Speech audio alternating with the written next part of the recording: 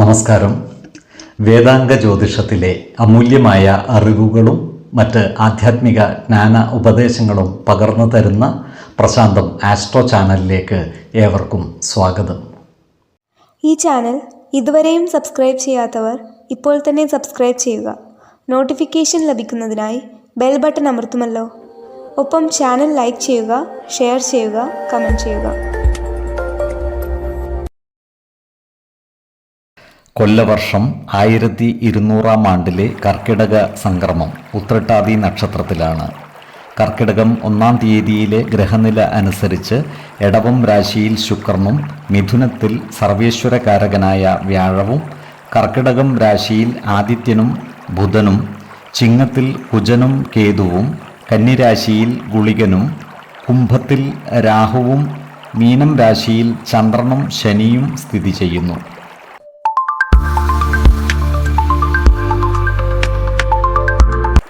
പുണർദം നക്ഷത്രത്തിൽ ജനിച്ചവർക്ക് കർമ്മരംഗത്ത് പുരോഗതി ഉണ്ടാകുന്നതാണ്. ജോലിയിൽ സ്ഥാനക്കയറ്റം ഉണ്ടാകുവാനുള്ള സാധ്യതകൾ കാണുന്നുണ്ട്. മാറ്റിവെച്ച പല പ്രവൃത്തികളും ഇവർക്ക് ഈ മാസം പൂർത്തീകരിക്കേണ്ടതായി വരുവാൻ ഇടയുണ്ട്. ബിസിനസ്സുകാർക്കും ചെറുകിട വ്യാപാരികൾക്കും കാര്യങ്ങൾ അനുകൂലമാണ്. ഇവർക്ക് വരുമാനത്തിൽ സ്ഥിരത ഉണ്ടാകുന്നതാണ്. ഇവർ ക്രയവിക്രയങ്ങൾ നടത്തുമ്പോൾ ജാഗ്രത പാലിക്കുന്നത് ഗുണകരമായിരിക്കും. ഈ നക്ഷത്രക്കാർ കുടുംബജനങ്ങളുമായി നല്ല സ്നേഹബന്ധം നിലനിർത്തുവാൻ പരിശ്രമിക്കുന്നതാണ്. കുടുംബജനങ്ങളുമായി ഒത്തുകൂടുവാനും സന്തോഷം പങ്കുവയ്ക്കുവാനുമുള്ള അവസരം വന്നു ചേരുന്നതുമാണ്. ജീവിത പങ്കാളികളുമായി അഭിപ്രായ വ്യത്യാസങ്ങൾ കുറയുകയും സ്നേഹബന്ധം കൂടുതൽ ദൃഢമാവുകയും ചെയ്യുന്നതാണ്. പ്രായമായ മാതാപിതാക്കളുടെ ആരോഗ്യകാര്യത്തിൽ ഒരു പ്രത്യേക ശ്രദ്ധ പുലർത്തുന്നത് ഗുണകരമായിരിക്കും.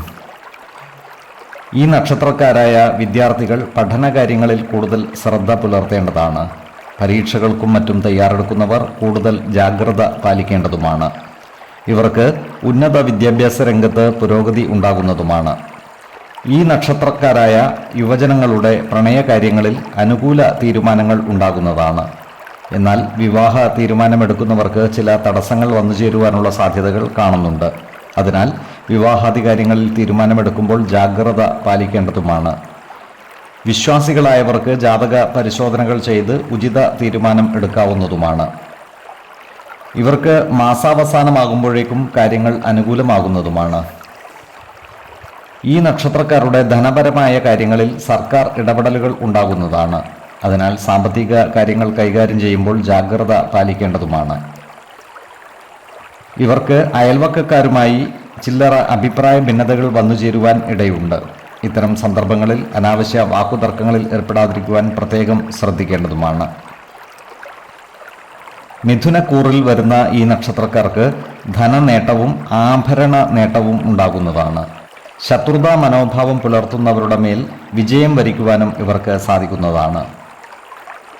കർക്കിടകക്കൂറിൽ വരുന്ന ഈ നക്ഷത്രക്കാർക്ക് ദൂരയാത്രകൾ ആവശ്യമായി വരുന്നതാണ്. ഇവർക്ക് ഭക്ഷ്യ സമൃദ്ധിയും ധനനേട്ടവും ഉണ്ടാകുന്നതുമാണ്. ശത്രുതാ മനോഭാവം പുലർത്തുന്നവരുടെയും കള്ളന്മാരുടെയും ശല്യം വന്നു ചേരുവാൻ ഇടയുണ്ട്. അതിനാൽ ഇത്തരം കാര്യങ്ങളിൽ ജാഗ്രത പാലിക്കേണ്ടതുമാണ്. ആരോഗ്യകാര്യങ്ങളിലും ഈ നക്ഷത്രക്കാർ ഒരു പ്രത്യേക ശ്രദ്ധ പുലർത്തുന്നത് ഗുണകരമായിരിക്കും. പ്രത്യേകിച്ചും ശീതജന്യ രോഗങ്ങളുള്ളവർ കൃത്യമായ വൈദ്യ പരിശോധനകൾ നടത്തേണ്ടതാണ്. 5, 15, 25 തീയതികൾ അനുകൂലമാണ്. ഓരോ വ്യക്തികളും ജനിച്ച സമയത്തെ അടിസ്ഥാനമാക്കിയുള്ള ജാതകത്തിലെ ഗ്രഹനില അനുസരിച്ച് ഗുണദോഷ ഫലങ്ങളിൽ ഏറ്റക്കുറച്ചിലുകൾ ഉണ്ടാകുന്നതാണ്. ഏത് പ്രതിസന്ധികളെയും ആത്മവിശ്വാസത്തോടും ശുഭചിന്തകളോടും കൂടി നേരിടുക. പരിഹാരമില്ലാത്ത ഒരു പ്രശ്നവുമില്ല എന്നറിയുക. കുടുംബ ദേവതകളെ ഉപാസിക്കുന്നതും ഇഷ്ടദേവതാ മന്ത്രം 108 തവണ ദിനംതോറും ലിഖിത ജപം ചെയ്തു വരുന്നതും ദോഷശാന്തിക്ക് ഉത്തമമാണ്.